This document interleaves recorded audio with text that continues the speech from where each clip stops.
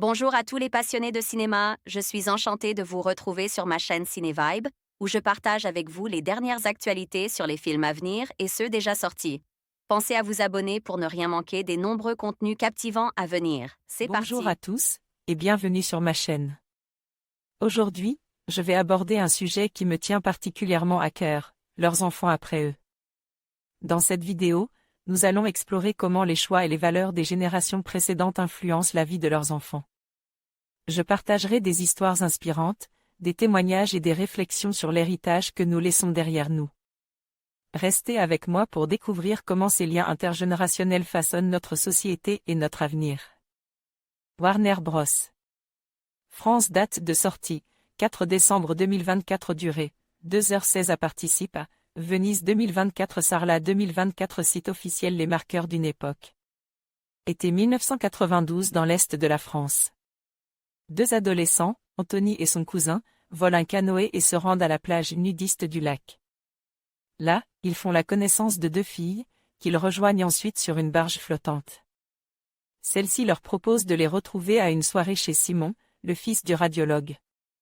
Anthony emprunte alors en douce, pour aller à la fête, la moto chérie de son père, ouvrier dans un secteur sidérurgique, la mine. Mais, après une altercation avec deux jeunes beurs qui s'étaient incrustés à la soirée, Anthony ne retrouve pas la moto pour repartir.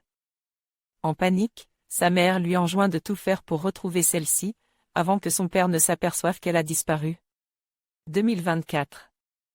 Shifumi Productions, Trésor Film, France 3 Cinéma, Cool Industrie. Les frères Boukerman nous reviennent avec un film résolument ancre dans les années 90, s'éloignant des films de genre qui ont fait leur renommée, Teddy, L'année du requin, tout en gardant un fond social, autour cette fois des milieux ouvriers atteints par la fermeture des hauts fourneaux.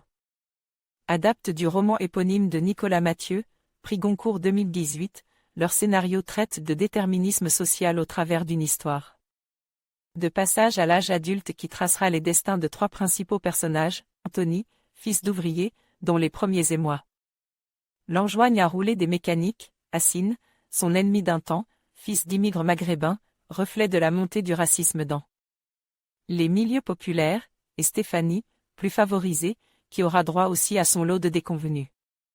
Pour les interpréter au sein de ce film fleuve, on retrouve notamment Paul Kircher dans le rôle d'Anthony, récompense du prix de la révélation au dernier festival de Venise, mais qui n'ajoute ici pas grand-chose à ses compositions du Liquan et du règne animal, peut-être quelques gestuels dégingandés un peu exagérés pour ses plus jeunes années.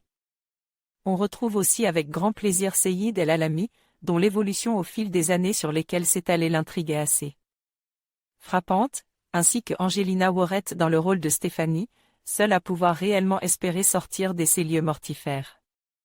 Ajoutez aussi une nouvelle interprétation de personnage borderline, ici un dealer, auquel semble désormais cantonne Raphaël Quénard. Un Gilles Lelouch imposant en père violent et frustre, ainsi que l'énergie de Ludivine Sagnier en mère voulant sauver les meubles. Et l'on pourra considérer là qu'il s'agit d'un casting globalement sans faute. D'été en été, le film emmenait ainsi ses personnages vers une spirale d'affrontements et de règlements de compte pour les jeunes, et vers des relations familiales chaotiques pour les plus edgies. Empruntant au code du western pour certaines scènes, les frères Boukerma signent notamment une scène de bagarre mémorable. Ils ont aussi eu à cœur de mettre en évidence en arrière-plan les marqueurs sociaux de l'époque, la reconversion des sites industriels. Tout comme ceux, musicaux, d'une jeunesse ayant l'envie de se défouler. C'est peut-être là d'ailleurs que la longueur du métrage se fait sentir, adoptant un aspect jukebox, un rien excessif. Les spectateurs qui ont connu cette époque reconnaîtront ainsi, Samedi soir sur la Terre, de Francis Cabrel, le clip de Savoir aimer, de Florent Pagny, une version du Je te donne, revisité, mais aussi Nothing Else Matters, de Metallica, I Don't Want.